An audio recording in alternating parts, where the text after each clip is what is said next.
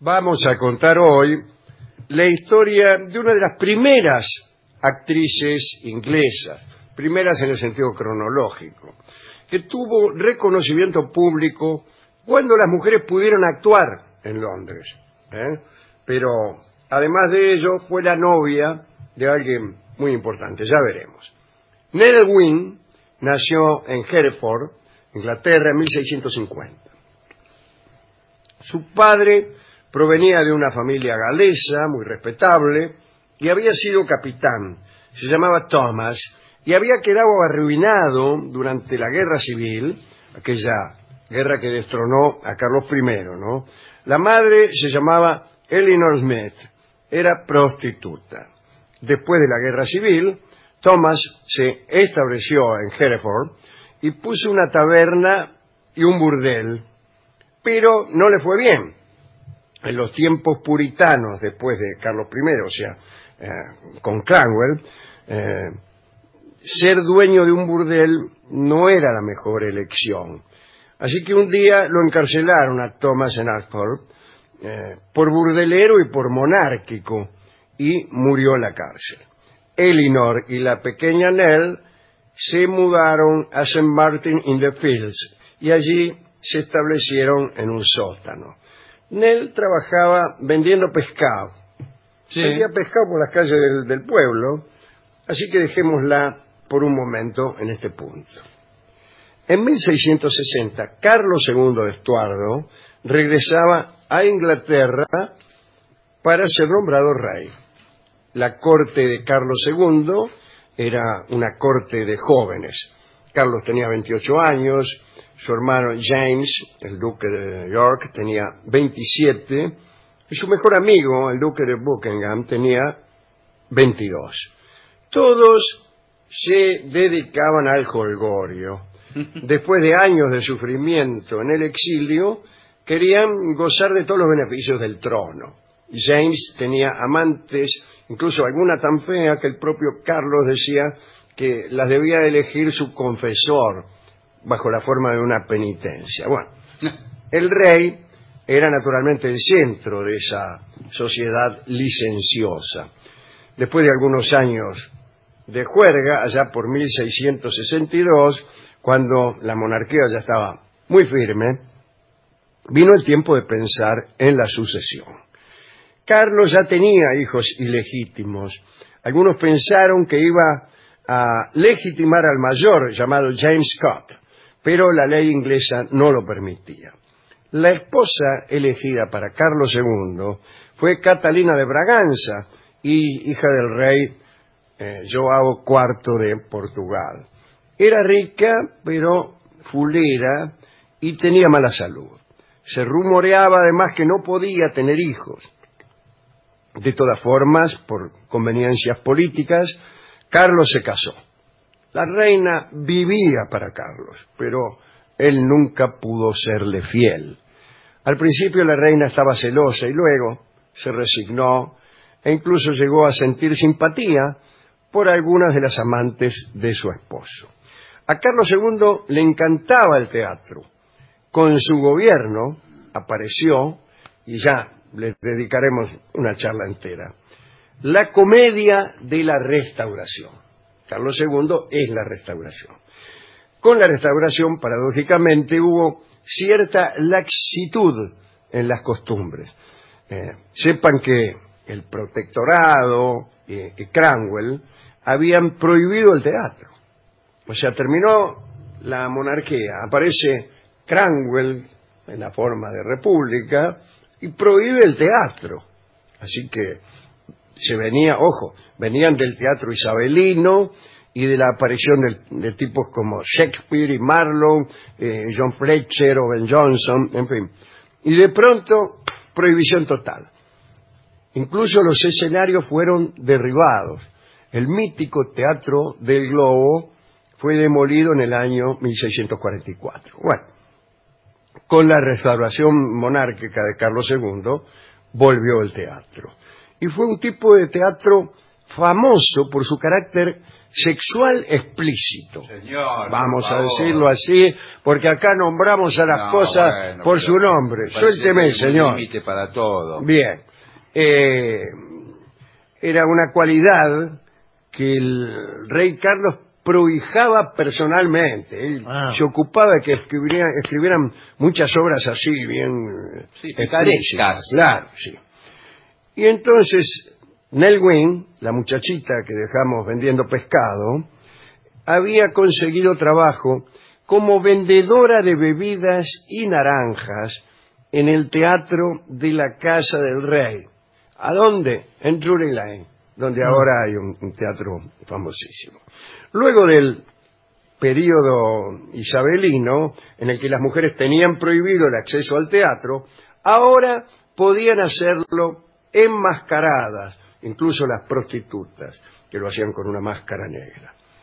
Pero las vendedoras no usaban máscaras. Para vender sus productos necesitaban mostrar su belleza, hacer gestos y hasta mantener alguna clase de intercambio Señor. que podríamos denominar obsceno con la concurrencia. Nell, que todavía era muy jovencita, llamaba la atención de todos y pronto cautivó a dos personajes muy importantes de la comedia de la Restauración. Se llamaban John Lacy y Charles Hart. Lacy le enseñó a bailar, mientras que Hart, que se había convertido en su amante, no lo quería decir, Por favor, pero lo tuve bueno. que decir, le enseñó a actuar. ¿Qué hace un amante? Y enseña Sí. a actuar. Le enseña a actuar a la persona que lo Bueno, sobre todo en un teatro tan explícitamente Claro. sexual. La primera aparición de Nell Gwyn como actriz fue en una obra de John Dryden que se llamaba El emperador indio. Hacía el papel de la hija de Moctezuma, seducida por Cortés. Gwyn fue analfabeta toda su vida, lo que complicaba la memorización de sus papeles. Claro. Entonces le leían y la tipa memorizaba. Le fue muy bien e inmediatamente la contrataron para la compañía de la Casa del Rey. A Dryden le gustaba, ¿no? De hecho, se ofreció a escribir solo para ella. El padrinazgo de un dramaturgo tan importante era un seguro para su carrera. Nell pronto se transformó en una actriz servidora del rey, con los privilegios y el estatus social que esto implicaba, ¿no? En 1665 llegó a Londres la peste. Se cerraron los teatros por un año y cuando los abrieron en 1666 vino el incendio, el famoso incendio de Londres que prácticamente destruyó la ciudad entera. Otro año más tuvo que pasar para que Nell Gwyn volviera a los escenarios. Parece que le gustaba a todos e incluso al rey. De hecho, Carlos II mandaba a comprar las ropas que Nell usaba luego en escena. Ahora bien, Carlos II tenía un amante oficial que se llamaba Bárbara Villiers. Era una mujer terrible. Nadie la quería, pero Carlos estaba loco por ella. Bárbara tenía decenas de amantes, pero el rey le perdonaba todo. Un día entró a la habitación de la muchacha, el rey, no Carlos, y vio salir por la ventana a un muchacho llamado John Churchill. El rey lo persiguió y le dijo: «No os preocupéis, joven, estáis perdonado. Sé que no ha sido por amor». Bueno, antes de que el rey terminara sus frases de indulgencia, John Churchill corría desaforado a través de los jardines del palacio Sí, imagínese. en dirección a las sombras de los bosques. Bárbara era un inconveniente para la corte. Por tal motivo, algunos nobles alentaron a Nell para que se acercara al rey y lo sedujera con el único fin de desbancar a la otra, la Bárbara Villiers. Un día en que se presentaba una obra de teatro, se dispuso todo para que el rey se sentara al lado de Nell. Cuando la obra terminó, Carlos, entusiasmado, le invitó a cenar. Y los cronistas dan cuenta de un hecho que resulta un poco dudoso, ¿no? Sea como fuere. Parece que marcharon a una taberna conocida por sus delicias. Comieron, conversaron y cuando le presentaron al rey la cuenta, notó que, como era habitual, no llevaba dinero encima. Y Nell tuvo que pagar y, encantada con la incomodidad del rey, dijo: nunca he estado con alguien tan pobre. Carlos se enamoró en ese instante, o en otro cualquiera, y echó de la corte a Bárbara de Villiers. Nell había pasado a ser su amante preferida. Lo llamaba al rey Carlos III, ya que sus dos amantes anteriores también se llamaban Carlos. El rey le compró una casa, la visitaba todos los días. Si los ministros necesitaban ver al rey, seguramente lo encontraban allí. En el verano de 1669, Nell estaba embarazada y Carlos le prometió que si era varón llevaría su nombre. Nell vivía para Carlos II y lo hacía reír, le enseñaba a pescar, pero el rey no tenía paciencia.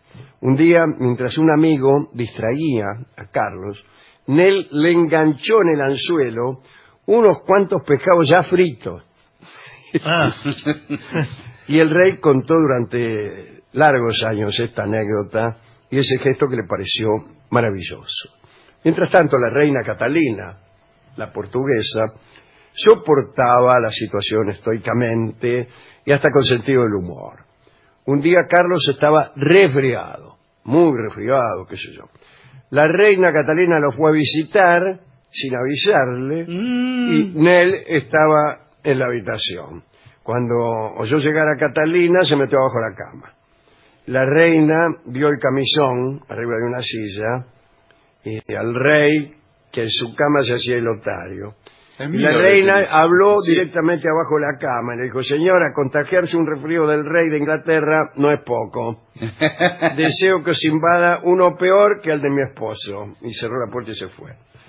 Nell Gwyn no era la única amante de Carlos II. Apareció otra llamada Luisa, que era francesa. Le pedía al rey propiedades, dinero, promesas de que si llegaban a tener hijos, estos serían nobles. Bueno, Carlos le daba todo. La verdad es que todas las amantes del rey de Inglaterra recibían más dinero y favores que Nell, pero ella no se quejó nunca y jamás aceptó ningún soborno ni títulos. A Nell el pueblo la quería, a Luisa no. Finalmente, Carlos nombró al hijo que tuvo con ella conde de Beaufort y Luisa, la otra, contrajo sífilis y engordó. Nell, que tenía 26 años, estaba más hermosa que nunca. Además vivía tranquila, sabía que los amores del rey con otras muchachas duraban poco, la enternecía un gesto permanente de su amado, que es que Carlos no podía soportar el sufrimiento de las mujeres que lo habían amado, aunque lo hubieran dejado después. Respetaba enormemente a aquellas que lo habían abandonado y a muchas, por no decir que a todas, las mantenía y las quiso de por vida, ¿no? Nell, por su parte, nunca se olvidó de su familia. Su madre vivió a expensas de ella hasta que se ahogó en julio de 1679. Se había caído borracha a una zanja. A los 50 años, Carlos estaba muy envejecido. Por esos tiempos se enteró de un complot para asesinarlo a él y a su hermano James. Y se deprimió y se retiró de la vida pública. Empezó a vivir en el castillo Windsor y no salía para nada. Catalina, la reina, Nell y Luisa se recluyeron junto a él y se dedicaron durante un año a jugar a los naipes. Los asuntos políticos quedaron a cargo del duque de York. El invierno de 1685 fue muy frío, el Támesis se congeló, Carlos y Nell iban a patinar allí con el hijo que habían tenido, que también se llamaba Carlos. El 2 de febrero el rey tuvo un infarto y murió a los 5 días. Durante ese tiempo no permitió que ninguna de sus amantes, ni siquiera la reina, lo visitara. Decía que morir lo avergonzaba. pidió a su hermano James un último favor, que nada le faltara a ninguna de sus amantes, sobre todo a Nell. Este James fue su sucesor, más conocido por nosotros como Jacobo II. El nombre Jacobo se deja traducir de distintas maneras, ¿no? Jacobo, Yago, James, Jaime, Diego, etcétera. Bueno, sí. Al morir el rey, Nell se desesperó y jamás volvió a actuar y se recluyó. Tal fue su dolor y el descuido por su persona que vivió solo 2 años más. Tenía 37 años y era el 11 de noviembre del 1687. Enternecedora historia esta de Nell Gwyn, y además, yo creo que no lo hemos dicho con suficiente énfasis, pero fue durante el reinado de Carlos II, durante la Restauración, que se gesta esta comedia de la Restauración, cuya principal novedad es que las mujeres pueden actuar, por fin.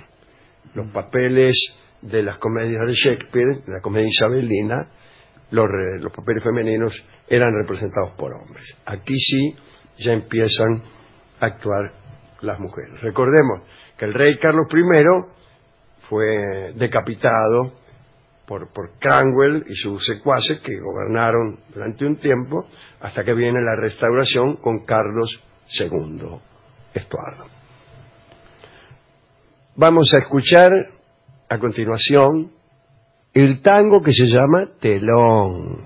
Mire. Telón. Se me dirá, no había telón. No, no había telón. No. Bueno, ya se adivinaba la posibilidad del telón. Telón es un tango de Homero Mansi y de Lucio de Marek, que es el director de esta orquesta, con la que ha de cantar el cantante Juan Carlos Miranda. Es un tango raro, pocas veces se escucha,